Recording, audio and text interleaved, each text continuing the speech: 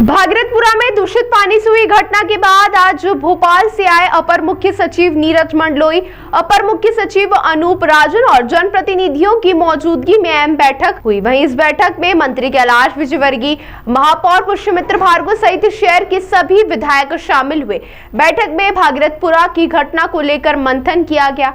इसके अलावा भविष्य में इस तरह से हालात शहर में न बने, इसको लेकर भी रणनीति तैयार की गई। बैठक के बाद मीडिया से चर्चा में मंत्री कैलाश विजयवर्गीय ने बताया कि सिर्फ भागीरथपुरा ही नहीं बल्कि पूरे इंदौर के लिए विकास के बारे में अध्ययन किया। निश्चित ही भागीरथपुरा केंद्र बिंदु बना हुआ है और भागीरथपुरा में काफी तेजी से स्थिति सुधर रही है। जो बीमार उनकी संख्या में कमी हुई है। अभी पाइपलाइन और ड्रेनेज का काम चल रहा है और 30% पाइपलाइन डल चुकी है, लेकिन पूरा काम होने में करीब 1.5 माह का समय लगेगा। ऐसे में टैंकरों के माध्यम से पानी की सप्लाई की जा रही है।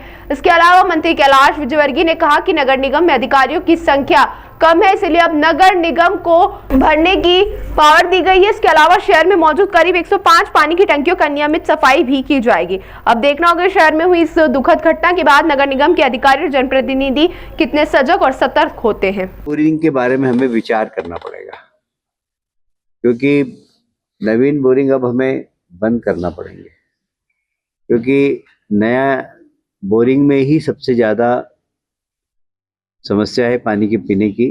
और इसलिए अब कलेक्टर से हमने कहा है कि अब नवीन बोरिंग की परमिशन बिल्कुल भी नहीं दे, ये हमने विशेष आग्रह किया है। अमृत योजना हमारी बहुत ही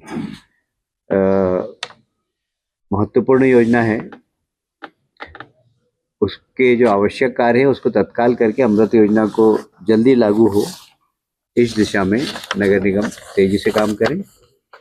बस इन्हीं बिंदुओं पर चर्चा हुई है। कोई एक आध प्रश्न किसी को लेना हो तो ले सकता है, मेरी बात समाप्त। एक ही क्षेत्र में चल रहा है, क्या उसको पूरे शहर में चलाने की आवश्यकता नहीं लग रही है? क्योंकि अभी एक क्षेत्र में इस तरह की दिक्कतें आई हैं और भी कहीं आ सकती हैं। शायद आपने मेरी बात को पूरी तरह नहीं सुना।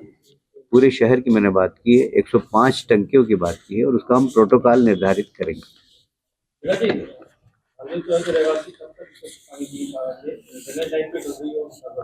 मैंने बताया थी कि 30% को तो नर्मदा का पानी मिल जाएगा, शेष को हम पानी का टैंकर दे रहे हैं। तो लगभग 1.5 महीना लगेगा पूरी पाइपलाइन डालने में।